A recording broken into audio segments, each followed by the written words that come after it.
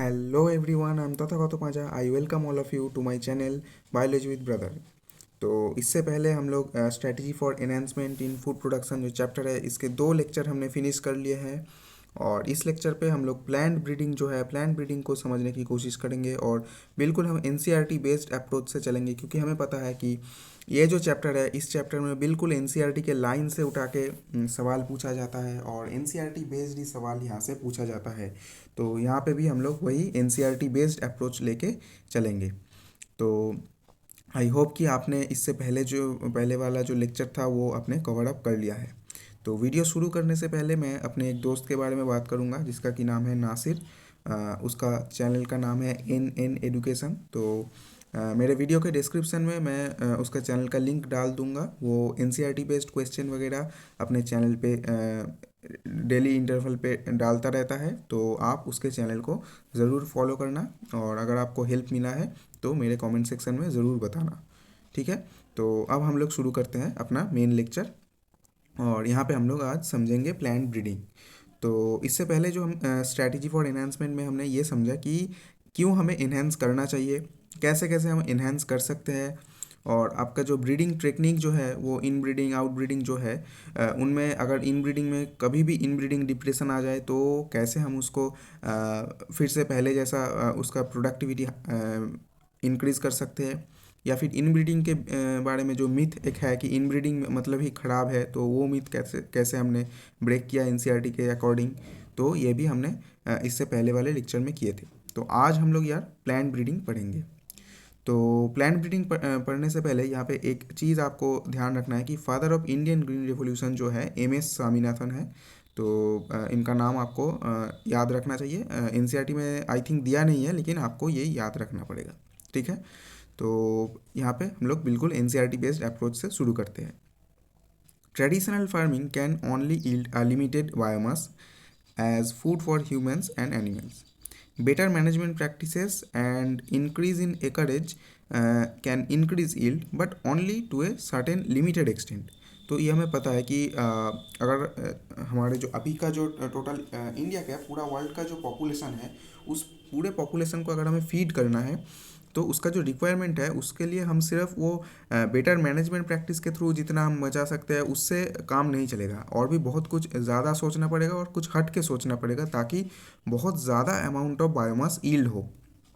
तो वही यहाँ पे ग्रीन रेवोल्यूशन की बात यहाँ पे कर रहा है कि plant breeding as a technology has helped increasing the yield to a very large extent.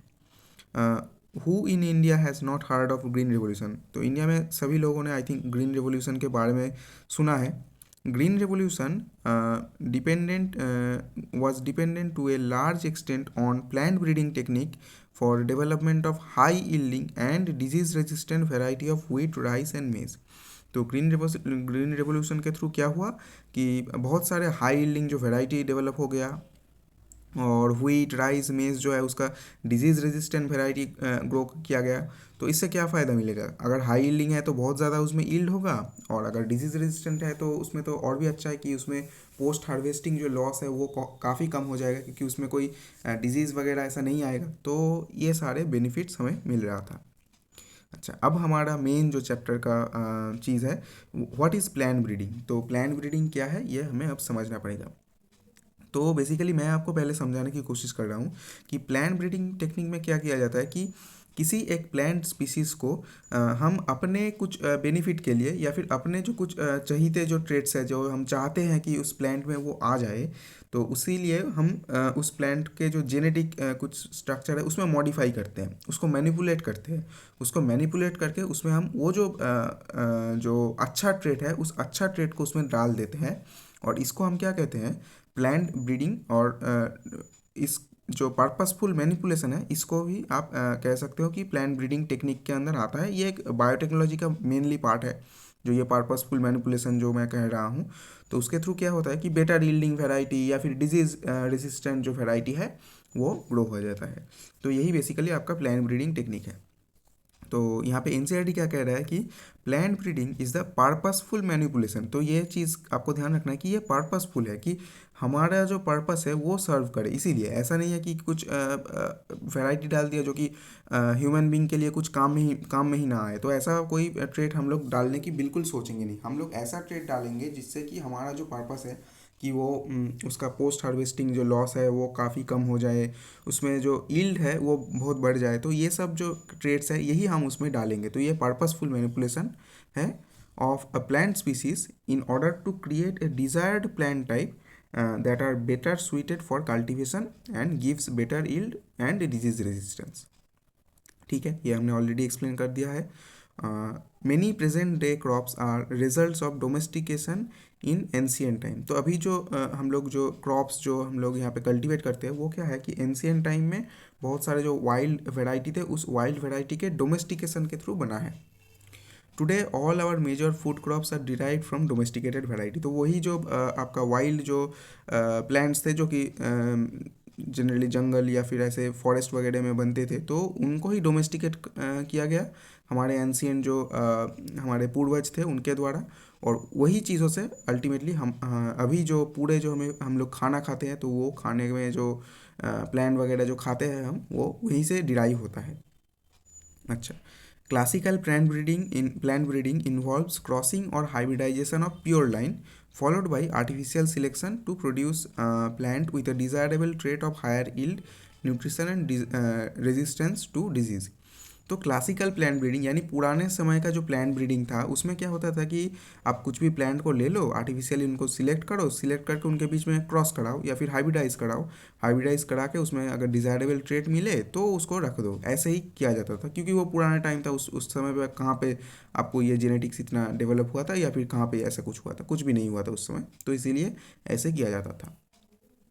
With advancement in genetics, molecular biology, and tissue culture, plant breeding is now increasingly being carried out by molecular genetics tool। तो अभी क्या है कि अभी genetics तो काफ़ी developed हो चुका है। तो अभी वो जो पर्पसफुल मैनिपुलेशन उनका जेनेटिक स्ट्रक्चर में किया जाता है वो डिफरेंट जो मॉलिकुलर बायोलॉजी के जो टेक्निक्स है उस टेक्निक के थ्रू ये किया जाता है। आप ऐसे नहीं कि आप नेचुरल चांस इवेंट के बेस पे आप छोड़ रहे हो कि यार चलो उनको हाइब्रिडाइज करा दिया, अगर हुआ तो हुआ, नहीं हुआ तो फिर से एक बार ट्राई करेंगे, ऐसा नहीं है। उसमें हम एकदम श्योर है कि ये वाला जीन में इसमें ये कैरेक्टर है तो इसमें इसको पुश कर देना चाहिए। और हम इसको कैसे करते हैं, वो जो मॉलिकुलर जेनेटिक्स में जो भी टूल है वो हम बायोटेक्नोलॉजी पे बाद में पढ़ेंगे भी कि क्या क्या टूल के थ्रू हम ये सब कर सकते हैं, वो किया यूज़ किया जाता है generally. If we were to list the traits of character that the breeder have tried to incorporate with the plant, the first would be। अच्छा हाँ, यहाँ पे जो है इस चीज़ से एक क्वेश्चन अच्छे तरीके से बन सकता है कि आपसे पूछ लेगा कि कौन सा ऐसा ट्रेट है जो कि आप कोई इम्प्रूव्ड वैरायटी ऑफ क्रॉप में नहीं चाहेंगे। तो यहाँ पे आप एक अगर आप एक फार्मर है या फिर आपका एक बहुत बड़ा एक फार्मिंग हाउस है तो आप समझ पाएंगे कि और या फिर आप इसको ऐसे समझ सकते हैं कि आप खुद को एक सोचिए कि आप एक बहुत बड़ा फार्म का एक मालिक है। तो आप क्या चाहेंगे कि आपके फार्म में जो क्रॉप्स हो रहा है उनमें क्या क्या ऐसा अच्छा कैरेक्टर आना चाहिए। जैसे कि अगर मुझसे कोई पूछे कि तुम क्या सोचते हो कि अगर एक नीट एस्पिरेंट, एक जो बहुत अच्छा नीट एस्पिरेंट है उसमें क्या क्या कैरेक्टर होना चाहिए, तो पहला होगा कि उसको डिसिप्लिन होना चाहिए, उसका उसका जो डिस्ट्रैक्शन है काफ़ी कम होना चाहिए, उसका डेली एक फिक्स्ड रूटीन होना चाहिए, वो डेली अपना एक सर्टेन टाइम पढ़ाई करना चाहिए और उसके साथ साथ वो खेल कूद में भी पार्टिसिपेट करता हो लेकिन उसमें टाइम वेस्ट ना करता हो। ऐसे ही कुछ अच्छे अच्छे क्वालिटी है जो कि क्योंकि मैं नीट एस्पिरेंट रह चुका हूँ तो मुझे पता है।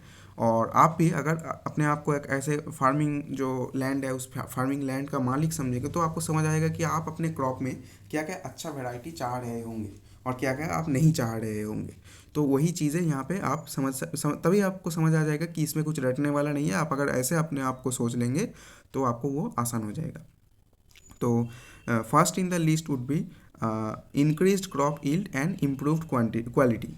तो वहाँ पे जो क्रॉप होता है आप बेशक ये चाहेंगे कि आपका जो क्रॉप है उसका यील्ड बहुत ज़्यादा हो जाए लेकिन यील्ड के साथ साथ उसका क्वालिटी भी इंप्रूव हो। ऐसा नहीं है कि क्वांटिटी बहुत हो रहा है लेकिन क्वालिटी एकदम ख़राब है, बेकार है, फिर तो वो सेल नहीं होगा। तो आप क्वालिटी भी चाहते हैं और उसके साथ साथ आप क्वांटिटी भी चाहते हैं। अच्छा, increased tolerance to environmental stresses like salinity, extreme temperature, drought. तो ये सब तो नेचुरल चीज़ें हैं कि नेचर में कभी भी ये फ्लड आ सकता है, ड्रॉट आ सकता है। तो इन सब चीज़ों में जो इन्वायरमेंटल जो स्ट्रेसेस है उनके लिए वो रेजिस्टेंस होना चाहिए। अगर उसमें रेजिस्टेंस हो तो चाहे वो आपका फ्लड आ जाए, चाहे आपका ड्रॉट आ जाए, चाहे बहुत गर्मी हो जाए, फिर भी वो क्रॉप ज़िंदा रहेगा और आपको उससे अपना जो है बेनिफिट आप डिराइव कर पाएंगे। रेजिस्टेंस टू पैथोजन, तो ये बेसिकली आपका पोस्ट हार्वेस्टिंग जो लॉसेस होते हैं कि बहुत सारे जो होते हैं ना, कुछ क्रॉप्स में कुछ बैक्टीरियल अटैक हो गया, वायरल अटैक हो गया, या फिर उसमें कुछ छोटे छोटे जो आपका बहुत सारे माइट्स वगैरह होते हैं तो उसका उसका अटैक हो जाता है। तो फंगस का भी अटैक हो सकता है। तो ऐसा जो रस्ट वगैरह होते हैं तो ये सब के लिए रेजिस्टेंस होना चाहिए, क्योंकि ये सब में अगर रेजिस्टेंस हो जाए तो आपका पोस्ट हार्वेस्टिंग जो लॉस है ये बहुत कम हो जाएगा और आपको वहाँ पे जो है पेस्टिसाइड वगैरह बहुत कम यूज़ करने पड़ेंगे, तो आपको फ़ायदा ही फ़ायदा। अच्छा, उसके बाद increased tolerance to insect pest would be on our list too. तो इंसेक्ट पेस्ट जो है उसके विरुद्ध भी हमें यहाँ पे रेजिस्टेंस अगर मिल जाए तो बहुत अच्छा। तो यही कुछ बेसिक कैरेक्टर है। अगर आप अपने आप को एक फार्म का मालिक या फिर फार्मर के रूप में सोचेंगे तो आपको वो समझ आ जाएगा कि आप क्या क्या ट्रेड्स या फिर क्या क्या कैरेक्टर है जो कि आप यहाँ पे चाहेंगे। ठीक है। अ, इसके बाद इसके बाद क्या कह रहा है कि plan breeding programs are carried out in a systematic way world wide. तो प्लान ब्रीडिंग जो टेक्निक है वो कुछ बेसिकली कुछ स्टेप्स के अकॉर्डिंग चलता है। उसमें आप ऐसा नहीं कि एक स्टेप को आप स्किप कर देंगे तो हो जाएगा, आपको हर एक स्टेप बाद के बाद चलना पड़ेगा, तभी आपको वो हाई यील्डिंग और अच्छा जो क्वालिटी और अच्छा क्वांटिटी का भी एक क्रॉप आप डेवलप कर पाएंगे, उससे आप बहुत अच्छे से बेनिफिट डिराइव कर पाएंगे। तो जैसे कि ये हमारा नीट प्रिपरेशन की तरह है कि आपको हर एक स्टेप में अच्छे अच्छे से क्लियर करना है। आपको कॉन्सेप्ट क्लियर करना है, आपको उससे थ्योरी पढ़ना है, आपको उससे क्वेश्चन लगाने हैं, आपको उसमें प्रीवियस ईयर्स क्वेश्चन लगाने हैं, फिर आपको रिवाइज करना है। अगर आप ये जो साइकिल है इसको रिपीट करते जाओ तब आपको सक्सेस ज़रूर मिलेगा। तो ये वही है यहाँ पे प्लान ब्रीडिंग में जो टेक्नोलॉजी है तो इसमें कुछ स्टेप्स है, उस स्टेप्स को एक के बाद एक अगर आप फॉलो करो तो उसमें आपका सक्सेस एकदम ज़रूर आएगा। तो पहले मैं जो स्टेप्स जो है उसको बोल देता हूँ। तो पहला है कि कलेक्शन ऑफ वेरिएबिलिटी, सेकंड है evaluation and selection of parents, third है cross hybridisation among the selected parents, fourth है selection and testing of superior recombinant, and fifth है testing, release and commercialisation of new cultivars. तो ये जो 5 step है ये बहुत ज़्यादा आपके लिए इम्पोर्टेंट होगा। ये 5 स्टेप से आई थिंक ऐसे क्वेश्चन आपसे पूछ सकता है कि arrange according to the order, कि किसके बाद क्या करना चाहिए। तो यहाँ पर भी अगर आप खुद को एक फार्मर या फिर कोई फार्म का मालिक अगर आप सोचेंगे, या फिर अगर आप कोई एग्रीकल्चरल साइंस को लेकर आप एग्रीकल्चरल साइंस का स्टूडेंट अगर आप अपने आप को सोचेंगे तो आपको समझ आ जाएगा कि हाँ इसके बाद मुझे ये करना चाहिए। ये थोड़ा कॉमन सेंस वाला क्वेश्चन है। आप अगर एनसीईआरटी ना भी पढ़े हैं यहाँ पे किसके बाद कौन आना चाहिए, ये आप थोड़ा अगर कॉमन सेंस आप में है तो आप वो आंसर कर पाएंगे। तो सबसे पहला यहाँ पे जो इम्पोर्टेंट चीज़ है वो कलेक्शन ऑफ वेरिएबिलिटी है, क्योंकि कलेक्शन ऑफ वेरिएबिलिटी मैं थोड़ा एक्सप्लेन कर रहा हूँ, फिर आपको एनसीईआरटी यहाँ पे बिल्कुल पढ़ा दूंगा। तो कलेक्शन ऑफ वेरिएबिलिटी क्यों क्यों बहुत ज़्यादा इंपॉर्टेंट है, क्योंकि जो वेरिएबिलिटी आप चाहते हैं कि जो जो ट्रेड्स उसमें आए, इसमें डिजीज़ रेजिस्टेंस आना चाहिए, यील्डिंग हाई होना चाहिए, तो ये जो ट्रेड्स है ये ट्रेड्स तो किसी ना किसी वैरायटी से मिलेगा। ऐसा नहीं है कि वो आसमान से टपक गया। तो अगर वो ऐसा वेरिएबिलिटी आपको चाहिए तो वो जेनेटिक वेरिएबिलिटी आपको चाहिए, तो वो जनरली आपको कोई प्री एग्जिस्टिंग जो प्लांट से भी मिल सकता है, वाइल्ड रिलेटिव से, वाइल्ड जो प्लांट होते हैं जो जंगल में मिलते हैं तो वहाँ से मिल सकता है, या फिर आप क्या कर सकते हैं कि आपको जो बायोटेक्नोलॉजी है उससे आप कुछ purposeful manipulation of genetic structure जो है उसके थ्रू भी आप कर सकते हैं। तो अल्टीमेटली आपको जो करना है वो है वेरिएबिलिटी को आपको कलेक्ट करना है, और अगर आप उसको एक बार कलेक्ट कर लेंगे तो फिर तो आप प्लान ब्रीडिंग एक्सपेरिमेंट में बार बार उसको यूज़ कर पाएंगे। तो वही यहाँ पे है कि genetic variability is the root of any breeding program, और ये बहुत ही ज़्यादा इंपॉर्टेंट लाइन है, क्योंकि यहाँ से इससे पहले भी क्वेश्चन पूछ चुका है और आगे भी पूछेगा कि which of the following is root of any breeding program. तो क्या होगा, कलेक्शन ऑफ वेरिएबिलिटी। और ये जो कलेक्शन ऑफ वेरिएबिलिटी है इसको आप जार्म प्लाज्म कलेक्शन भी कह सकते हैं, तो यहाँ पे ऐसे भी आपको ऑप्शन दे सकता है कि dash is the root of any breeding program, आपको ऑप्शन में कलेक्शन ऑफ वेरिएबिलिटी देगा ही नहीं, वहाँ पे आपको जर्म प्लाज्म कलेक्शन देगा। तो ये आपको ध्यान रखना है कि अल्टीमेटली जर्म प्लाज्म कलेक्शन ही आपका कलेक्शन ऑफ वेरिएबिलिटी है, और ये आपका जो रूट ऑफ और या फिर जो main success of any breeding program है वो यही डिफाइन करता है कि कलेक्शन ऑफ जर्म प्लाज्म कितना अच्छा है, कितना अच्छे से आप उसका जर्म प्लाज्म को कलेक्ट कर पाए हैं। In many crops, pre-existing genetic variability is available from wild relative of crop। तो जो मैं आपसे कह रहा था कि wild relative of जो crop होते हैं, यानी जो कि अभी तो आई थिंक नहीं मिलेगा, जंगल में जो मिलते हैं तो पुराने समय पे मिला करते थे, तो वही सब जो प्लांट है उसमें ही जनरली ये सारे जो वेरिएबिलिटी है जो हम नए प्लांट में चाहते हैं वो आपको मिलते हैं।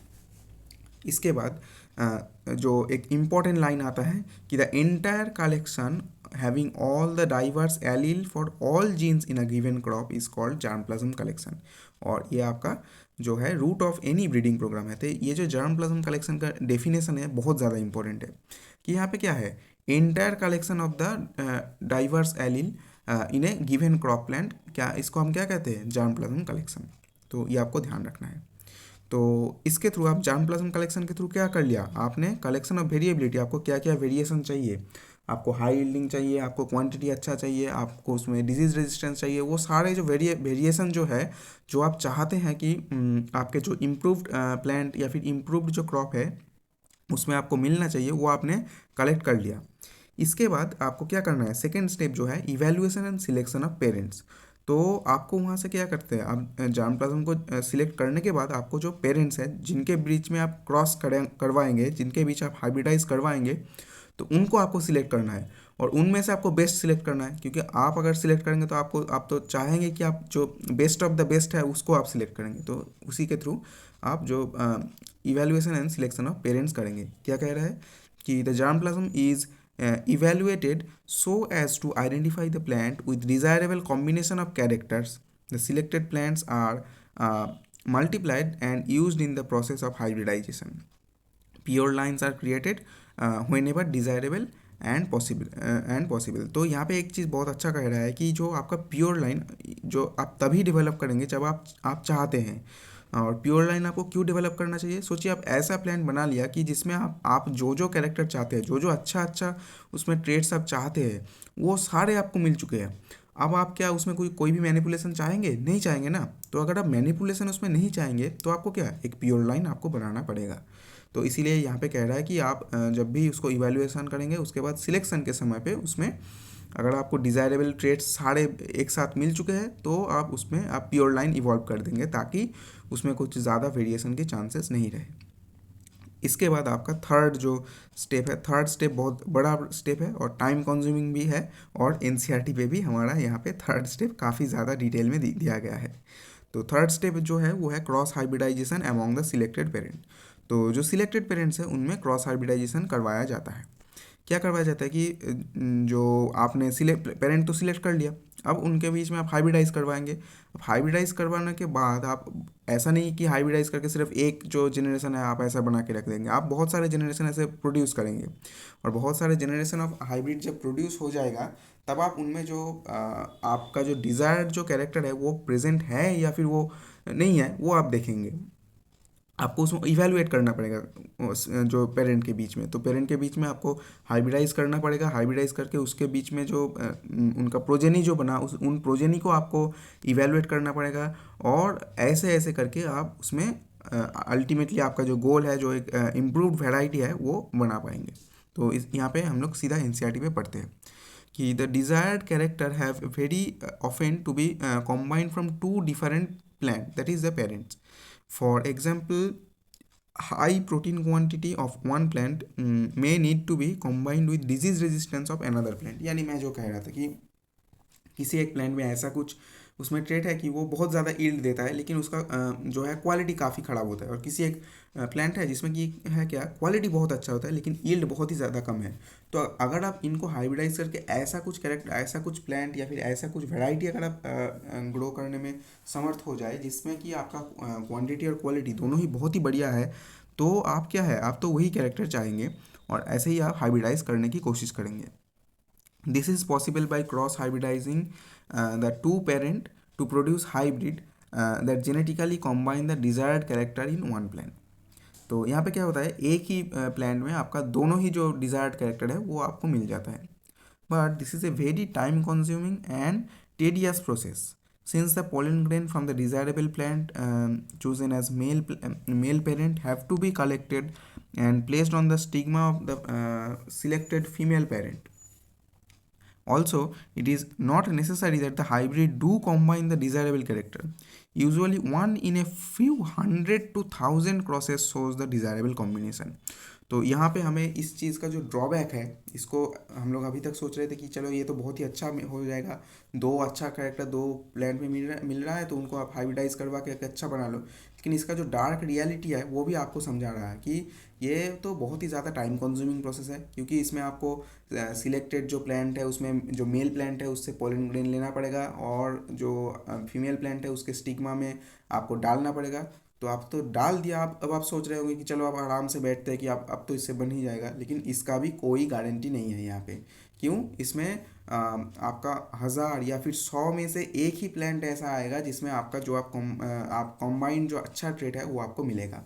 बाकियों में ऐसा चांसेस है कि नहीं मिलेगा, और ज़्यादातर ऐसा ही होता है कि वो जो ट्रेट्स है, जो अच्छा अच्छा जो ट्रेट्स है वो हमें नहीं मिलता। तो अगर आप सोचिए, आप पूरा 1000 प्लान्स बनाए और उसमें सिर्फ एक में आपको वो क्वालिटी मिला, तो कितना ज़्यादा आपका मेहनत वाला प्रोसेस है। लेकिन बहुत ज़्यादा मेहनत करके भी आपको रिजल्ट काफ़ी कम मिलता है। और अब सोचिए कि आपने जो एक आपको 1000 प्लांट आपने कल्टीवेट किया उसमें से एक मिला, और उसमें भी क्या आप और कोई नया वेरिएशन डालने की कोशिश करेंगे? आप तो बिल्कुल नहीं करेंगे। आप चाहेंगे कि चलो भाई मेरा बन गया, अब तो मैं थक चुका हूँ, इसका प्योर लाइन बना दो, अब ज़्यादा मैं इसमें कुछ वैरायटी वगैरह सोच नहीं सकता, क्योंकि 1000 प्लांट करके सिर्फ एक मिला। तो इसीलिए ये बहुत ही ज़्यादा टेडियस और टाइम कंज्यूमिंग प्रोसेस है। तो ये हमारा जो cross hybridisation among the selected parents, ये जो स्टेप है हमारा थर्ड स्टेप है, ये हो चुका है। अब हम पहुंच चुके हैं फोर्थ स्टेप पे, that is the selection and testing of superior recombinant. तो यहाँ पे जो आप सोचिए जो 1000 जो बने हैं तो सारे ही रिकॉम्बिनेंट हैं, क्योंकि सारे में ही वो दोनों का हाइब्रिडाइजेशन से ही बना है। लेकिन उनमें से कुछ ही ऐसे नंबर, कुछ ही बहुत ही एक चंद नंबर होंगे जो कि आपका सुपीरियर रिकॉम्बिनेंट होंगे, जिसमें कि आपने जो डिज़ायर्ड ट्रेड्स चाहा था वही आपको मिल रहा होगा। जैसे वहाँ पे एक एस्टिमेट दिया है कि 1 in 1000 और 1 in 100, तो ऐसा होगा। तो इसीलिए कह रहा है कि this step consist of selecting among the progeny of hybrid those plant that have the desired character combination. तो जिसमें डिज़ायर्ड कैरेक्टर कॉम्बिनेशन मिलेगा उसी को हम वहाँ पे सिलेक्ट करेंगे। और the selection process is crucial to the success of the breeding objective and requires a careful scientific evaluation of the progeny. तो आपको केयरफुली सारे जो प्रोजेनी है उनको टेस्ट करना पड़ेगा, और टेस्ट करके आपको देखना पड़ेगा कि क्या सच में उसमें जो जो आपने ट्रेड चाहा था वो आपको मिल रहा है या नहीं, और उन्हीं को आप सिलेक्ट करेंगे।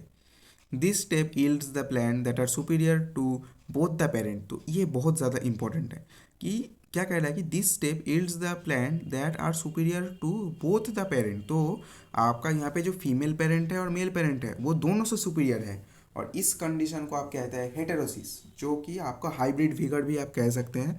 लेकिन ये चीज़ आपका एनसीईआरटी में दिया नहीं है कि इसको हाइब्रिड विगर कहते हैं या फिर हेटेरोसिस कहते हैं, ये आपके एनसीईआरटी में दिया नहीं है। लेकिन मैं आपसे कह रहा हूँ कि ये वाला फैक्ट आप याद रखिए, क्योंकि ये एनसीईआरटी पे इसका डेफिनेशन दिया गया है। हाँ, ऐसा है कि उसका हाइब्रिड विगर चीज़ लिखा नहीं गया है, लेकिन डेफिनेशन तो दिया गया है। और इससे पहले भी कुछ कुछ सालों में यहाँ से क्वेश्चन पूछ चुका है, और आगे भी पूछ सकते हैं, क्योंकि एनसीईआरटी पे एटलीस्ट दिया हुआ है लाइन। अच्छा, तो ब्रैकेट में क्या लिख रहा है कि very often more than one superior progeny plant may become available. तो आपका दोनों से ही वो सुपीरियर होगा, और आपका एक से भी ज़्यादा सुपीरियर प्रोजेनी उसमें अवेलेबल हो सकते हैं, अर्थात आपका एक से ज़्यादा जो हेटेरोसिस यानी हाइब्रिड विगर जो है वो मिल सकते हैं। These are self-pollinated for several generations till they reach to a uniformity or homozygosity so that the character will not segregate in the progeny। बहुत ज़्यादा इंपॉर्टेंट एक स्टेप है, क्योंकि आपको आप डिज़ायर्ड जो कैरेक्टर है वो मिल गया है। अब आप तो उसमें आप नहीं चाहेंगे कि कुछ नया उसमें कुछ कैरेक्टर नया कुछ ट्रेट आ जाए, उसमें आप चाहेंगे कि ये इसका प्योर लाइन बना लो, इसमें आप होमोजाइगोसिटी डाल दो। आप अगर होमोजाइगस हो जाए तो आप तो कोई इसमें ज़्यादा वेरिएशन की चांसेस नहीं रहेगा। तो यही आप चाहेंगे और यही आपका ultimately fourth step of the plan breeding experiment होता है। और अल्टीमेटली आपने तो प्लान बना लिया, फिफ्थ स्टेप और फाइनल स्टेप आई थिंक होगा ये।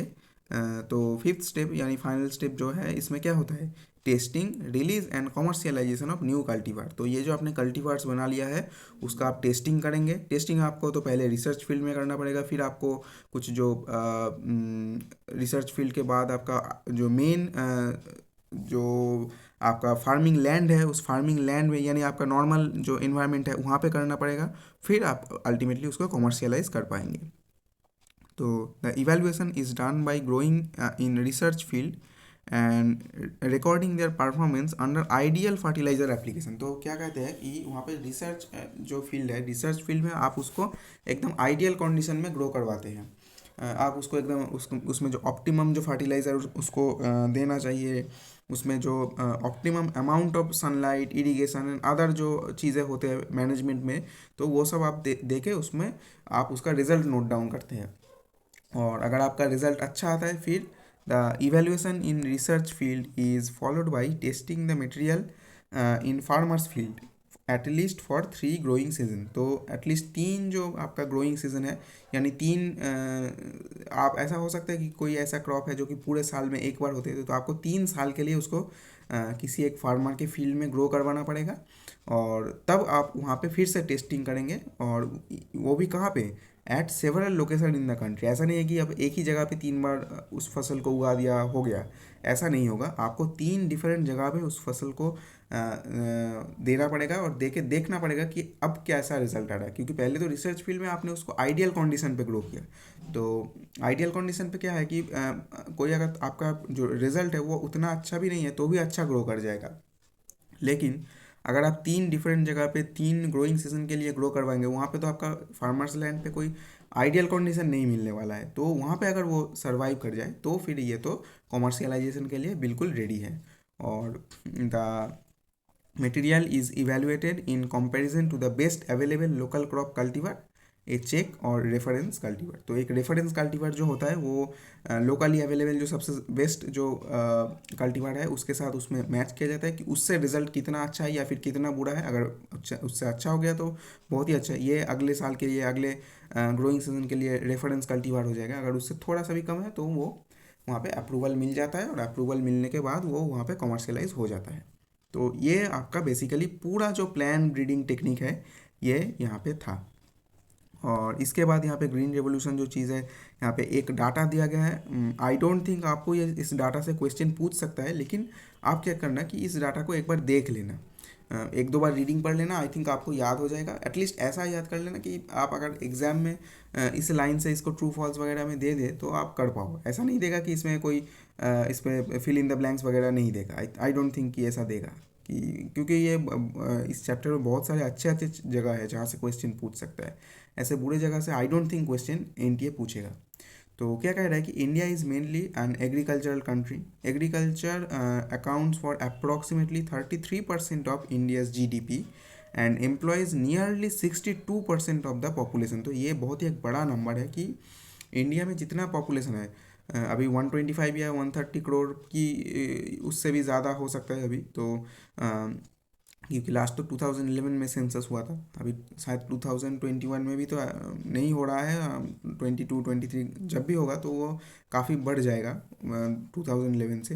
तो आपका यहाँ पे जो डाटा है ये आई थिंक 2006 का डाटा आई थिंक है या फिर उससे भी पहले का डाटा है। तो इस डाटा से क्वेश्चन पूछ नहीं सकता, लेकिन वहाँ पे आप डाटा एक शॉकिंग डाटा है कि टोटल जो पॉपुलेशन है उसका 62% आपको वहाँ पे एग्रीकल्चरल फील्ड में वो लोग काम करते हैं। तो ये काफ़ी ज़्यादा एक बड़ा नंबर है। और इसीलिए हमें कहते हैं कि इंडिया में जो टोटल जो आपका इकोनॉमी है उस इकोनॉमी में मेजर पोर्शन हमारा ये एग्रीकल्चरल फील्ड जो है कंसिस्ट करता है। और इसके बाद ये ग्रीन रेवोल्यूशन वगैरह ये तो हमने ऑलरेडी आपको पढ़ा दिया है कि इंडिया में जनरली वो जो इंडिपेंडेंस के बाद 1960s में ऐसे बहुत सारे जो ब्रीडिंग टेक्निक है बहुत सारे ऐसे आया, क्योंकि जब इंडिया इंडिपेंडेंट हुआ था तो तब इंडिया का पॉपुलेशन इतना ज़्यादा तो अभी के लिए नहीं, अभी तक जैसा अभी जैसा है ऐसा उतना हाई नहीं था, लेकिन तब कम था। लेकिन धीरे धीरे तब पॉपुलेशन ग्रो हो रहा था और ग्रो होते होते अभी तो बहुत ज़्यादा हाई हो चुका है। अभी चाइना के बाद सेकेंड हाईएस्ट पॉपुलेटेड कंट्री है। तो इसीलिए ये ग्रीन रेवोल्यूशन का ज़रूरत पड़ा और उसके थ्रू बहुत सारे हाई यील्डिंग वेराइटी आ गया और टोटल जो फूड प्रोडक्शन है उसका बहुत ज़्यादा हमारा बढ़त मिल चुका था। तो यही बेसिकली आपका था ग्रीन रेवोल्यूशन। तो यहाँ पे आपको ये सोनालिका जो है ये एक व्हीट वैरायटी है वो आपको दिख रहा होगा, और यहाँ पे बाकी ये सारा जो एनसीईआरटी में दिया हुआ है ये आप खुद पढ़ सकते हैं। और इसके बाद यहाँ पे जो एक इम्पॉर्टेंट जगह आ चुका है, और यहाँ पे मैं आज इस लेक्चर पे एटलीस्ट यहाँ पे जो 9.2.2 से पहले जो plant breeding for disease resistance इससे पहले तक रोक दूंगा, यानी यहाँ तक मैं आज पढ़ाऊँगा इस लेक्चर पे, क्योंकि उसके बाद अगर जाऊँगा तो लेक्चर लंबा हो जाएगा। ऑलरेडी आई थिंक 30 मिनट का ये लेक्चर हो चुका है। तो पहला जो यहाँ पे चीज़ है कि व्हीट एंड राइस, तो व्हीट एंड राइस में भी यहाँ पे कुछ डाटा दिया होगा। तो डाटा आपको मैं रिकमेंड नहीं करूँगा, आपको याद करना चाहिए। अगर आप चाहते हैं कि आप याद करेंगे तो आप कर सकते हैं, लेकिन मैं रिकमेंड करूँगा इस डाटा को याद करने से बेहतर है आप कोई इनऑर्गेनिक का एक्सेप्शनल ट्रेंड याद कर लो या फिर कोई फिजिक्स का फॉर्मूला रट लो, क्योंकि उससे तुम्हें ज़्यादा बेनिफिट मिलेगा एटलीस्ट इससे इसको रटने से ज़्यादा। ठीक है। तो व्हीट एंड राइस में क्या कह रहा है कि during the period 1960s to 2000 wheat production increase from 11 million tons to 75 million tons. तो यहाँ पे आपको एस्टिमेट देने की कोशिश कर रहा है कि करीब करीब 7 गुना यहाँ पे इंक्रीज हो चुका है। ये आपको वहाँ पे एक एस्टिमेट देने की कोशिश कर रहा है। while rice production went up from 35 million tons to 89.5 million tons। तो ये भी करीब करीब 2 से 2.5 गुना के आसपास हो गया था। तो यही आपको एक एस्टिमेट देने की कोशिश कर रहा था कि ये जो ग्रीन रेवोल्यूशन हुआ 1960s में, ग्रीन रेवोल्यूशन हुआ, और अगर आप जो ग्रीन रेवोल्यूशन अगर आप वर्ल्ड वाइड पूछेंगे तो उसका जो फादर है वो है N.E. बोरलॉग, और अगर इंडिया में पूछेंगे तो वो M.S. स्वामीनाथन है। वो मैंने ऑलरेडी एक बार लिखा दिया है एनसीईआरटी पे जो पास में, क्योंकि एनसीईआरटी इसी बुक में आई थिंक वो डाटा नहीं दिया गया है, लेकिन आपको यही याद रखना चाहिए। और यही जो 1960s में ग्रीन रेवोल्यूशन इंडिया में हुआ उसके बाद कितना ज़्यादा इंक्रीज़ हुआ, 2 से 2.5 गुना राइस प्रोडक्शन इंक्रीज़ हो गया, आपका 7 गुना के आसपास व्हीट प्रोडक्शन इंक्रीज़ हुआ। तो वो बहुत ही सिग्निफिकेंट इंक्रीज़ है सिर्फ 40 सालों में। उसके बाद क्या कह रहा है कि this was due to development of semi dwarf varieties of wheat and rice. तो ये जो इंक्रीज़ हुआ ये इंक्रीज़ क्यों इसलिए हुआ, क्योंकि आप यहाँ पे semi dwarf varieties of wheat and rice develop कर पाए हैं जो कि डिजीज़ रेजिस्टेंट है, और उसमें यील्ड भी काफ़ी अच्छा है। तो इसीलिए बहुत सारे जो अच्छे अच्छे ट्रेड्स है उसमें था। Nobel laureate Norman E Borlaug, जो कि आपका मैंने अभी अभी आपको बताया कि ये father of green revolution world wide जो है वो इनको माना जाता है फादर ऑफ ग्रीन रेवोल्यूशन। तो Norman E Borlaug at International Center for Wheat and Maize Improvement Mexico developed semi dwarf wheat. तो उन्होंने क्या किया था, उन्होंने ये ग्रीन रेवोल्यूशन का शुरुआत कैसे किया था, उन्होंने एक semi dwarf wheat variety produce किया था। कहाँ पे किया था उन्होंने, मेक्सिको पे। तो ये लोकेशन आपको याद रखना होगा कि international Center for Wheat and Maize improvement कहाँ पे हुआ था, और यह जो इंस्टीट्यूशन है ये कहाँ पे लोकेटेड है, ये मेक्सिको पे लोकेटेड है। ये आपको याद रखना होगा, क्योंकि इसके बाद एक और आएगा आपका इंटरनेशनल राइस रिसर्च इंस्टीट्यूट जो आपका फिलीपींस में आएगा। तो ये जो दोनों जो लोकेशन है ये आपको याद रखना है, क्योंकि इससे क्वेश्चन पूछ चुका है और आगे भी पूछेगा। उसके बाद इन 1963 सेवरल वेराइटीज लाइक सोनालिका, कल्याण सोना were high yielding and disease resistant were introduced all over wheat growing belt in India। तो वही जो N.E. बोरलॉग साहब ने जो semi dwarf variety of wheat जो बनाए थे, तो उसी का कुछ जो है वैसा ही टाइप का वेराइटी इंडिया के लिए इंडिया स्पेसिफिक बनाया गया था, जो कि सोनालिका एंड कल्याण सोना है, जो कि इंडिया में जहाँ जहाँ भी व्हीट ग्रोइंग बेल्ट है वहाँ पे इंट्रोड्यूस कर दिया गया था, और उसी के थ्रू आपका जो है व्हीट प्रोडक्शन में करीब करीब 7 गुना इंक्रीज हुआ था। इसके बाद क्या कह रहा है कि the semi dwarf variety of rice were derive from IR8। तो IR के थ्रू आप समझ सकते हैं कि इंटरनेशनल राइस रिसर्च इंस्टीट्यूट में ये बना था, developed eight international rice research institute IRRI Philippines and Taichung native one from Taiwan. तो यहाँ पे भी आपको नाम से पता चल रहा है कि ताइचुंग नेटिव वन ताइवान पे बना था। तो हमारे जो IR8 जो है IR8 और यहाँ पे ताइचुंग नेटिव वन, इन दोनों से डिराइव्ड वेराइटी जो है इंडिया पे बनाया गया था। The derivatives were introduced in 1966 and later better yielding semi dwarf variety Jaya and Ratna were developed in India. तो ये चीज़ आपको ध्यान रखना पड़ेगा कि IR8 और ताइचुंग नेटिव वन जो था उसका डिराइव्ड वैरायटी पहले इंडिया पे आया था, लेकिन बाद में आपका better yielding semi dwarf variety जो जया एंड रत्ना है वो इंडिया पे डेवलप किया गया था। तो ये एक काफ़ी एक थिन सा डिफरेंस है, आपको ध्यान रखना पड़ेगा कि अगर आपको ऐसा पूछ ले कि Jaya and Ratna were developed from वो IR8 और जो आपका ताइचुंग नेटिव वन, तो वो स्टेटमेंट गलत होगा क्योंकि ये इंडिया पे डेवलप किया गया है, ये वो उनसे डिराइव नहीं है। उनसे डिराइव जो वैरायटी है वो पहले आया था, लेकिन आपका जो जया एंड रत्ना जो राइस वैरायटी है वो उनसे डिराइव नहीं है, वो इंडिया पे ही डेवलप किया गया था। तो ये काफ़ी एक इम्पॉर्टेंट पॉइंट था जो कि बहुत सारे लोग मिस आउट कर देते थे, और आपके कोचिंग के जो टेस्ट है मॉक टेस्ट वगैरह में ये ज़रूर पूछा जाएगा कि ऐसे जो छोटे छोटे जो पॉइंट्स होते हैं जो हम लोग मिस आउट कर देते हैं, तो वहाँ से क्वेश्चन पूछ लेता था। इसके बाद यहाँ पे शुगर केन वाला जो चीज़ है इसमें आपको थोड़ा याद ही रखना पड़ेगा कि शुगर केन जो है saccharum barberi was originally growth in north India but had poor sugar content and yield. और उसके बाद आपका सैकरम ऑफिसिनेडम जो है वो साउथ इंडिया में ग्रो होता था, और उसमें जो स्टेम है काफ़ी थिकर होता था और शुगर कंटेंट भी काफ़ी ज़्यादा होता था, और लेकिन ये इसका प्रॉब्लम है ये नॉर्थ इंडिया पे ग्रो नहीं होता था। तो इन दोनों को हाइब्रिडाइज करके एक ऐसा वेराइटी क्रिएट किया गया जो कि दोनों जगह पे ग्रो कर जाएगा, मतलब आपका नॉर्थ इंडिया पे भी ग्रो कर जाएगा और वहाँ पे उसका शुगर कंटेंट भी काफ़ी अच्छा होगा। तो ये आपको ऐसे ध्यान रखना पड़ेगा कि सैकरम बारबेरी जो है नॉर्थ इंडिया पे ग्रो होता था और उसमें क्या क्या प्रॉब्लम है, सैकरम ऑफिसिनेरम जो है वो साउथ इंडिया पे ग्रो होता था, उसमें क्या क्या अच्छा चीज़ें हैं, क्या क्या प्रॉब्लम है, ये आपको ध्यान रखना है। हालांकि यहाँ पे NCERT पे सैकरम ऑफिसिनेरम का कोई प्रॉब्लम नहीं दिया गया है कि इसमें तो सारे ही अच्छे, थिकर स्टेम भी है, शुगर कंटेंट भी हाई है, सिर्फ एक प्रॉब्लम है कि ये नॉर्दर्न पार्ट ऑफ इंडिया में ग्रो नहीं करता है। और सैकरम जो बारबेरी है तो उसमें क्या क्या क्या आपका पॉजिटिव है, पॉजिटिव तो ज़्यादा कुछ है नहीं, पॉजिटिव सिर्फ एक ही है कि नॉर्दर्न इंडिया पे ग्रो करता है, लेकिन बाकी इसमें जो नेगेटिव चीज़ें है वो इसका पुअर शुगर कंटेंट, यील्ड भी काफ़ी कम ऐसा था। तो ये आपको ध्यान रखना है। अल्टीमेटली हम अपने चैप्टर के जो जो आज इस लेक्चर पे हम पढ़ेंगे इसके जो फिनिशिंग पार्ट है उस पर हम पहुंच चुके हैं। मिलेट्स जो है इसको आप एक बार रीडिंग पढ़ ले तो आपका हो जाएगा कि hybrid maize jowar bajra have been successfully developed in India. और ये आपका जो मेज ज्वार बाजरा इनको आप क्या कहते हैं, इनको आप मिलेट्स कहते हैं। Hybrid breeding have lead to the development of several high yielding variety, those are resistant to water stresses. तो ये जनरली आपका जो है मिलेट्स, और जो मिलेट्स में जो आते हैं मेज़ ज्वार ये सब जनरली ऐसे बेल्ट में ग्रो होते हैं जहाँ पे थोड़ा पानी कम मिलता है, जैसे राजस्थान वगैरह ऐसे जगह पे ग्रो होते हैं। तो अ, इसलिए क्या होता है, इनको ये लोग अगर वाटर स्ट्रेस जो है अगर वाटर ना मिले तो इसमें अगर रेजिस्टेंस हो जाए तो इसमें और कोई ज़्यादा प्रॉब्लम नहीं आएगा।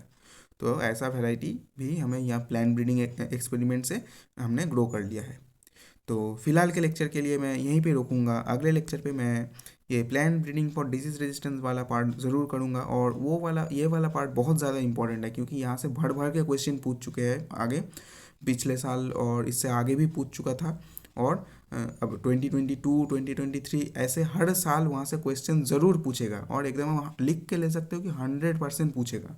वहाँ पे जो कुछ लिस्ट है उस लिस्ट का मैं एक शॉर्ट ट्रिक दे दूंगा, उस शॉर्ट ट्रिक के थ्रू आप देख लेना, आपको बहुत ही आसानी से याद हो जाएगा। हाँ, वो शॉर्ट ट्रिक मैंने खुद ने सारा नहीं बनाया, कुछ कुछ मैंने बनाया, कुछ कुछ मैंने जो वो विपिन शर्मा सर है जो जिनसे मैं वो शॉर्ट ट्रिक वगैरह शॉर्ट ट्रिक वगैरह लेता था, तो ओजोन क्लासेस जिनका कि चैनल का नाम है, तो वहाँ से मैंने लिया था। तो वो शॉर्ट ट्रिक मैं आपको कुछ एक अलग से बना के यहाँ पे मेरे चैनल पे डाल दूंगा, तो आप उसको ज़रूर देख लेना, उसको देखने के बाद आपको ज़्यादा कोई प्रॉब्लम नहीं आएगा। ठीक है, तो आज यहीं पे रोकते हैं इस लेक्चर को, अगले लेक्चर पे फिर से मिलते हैं।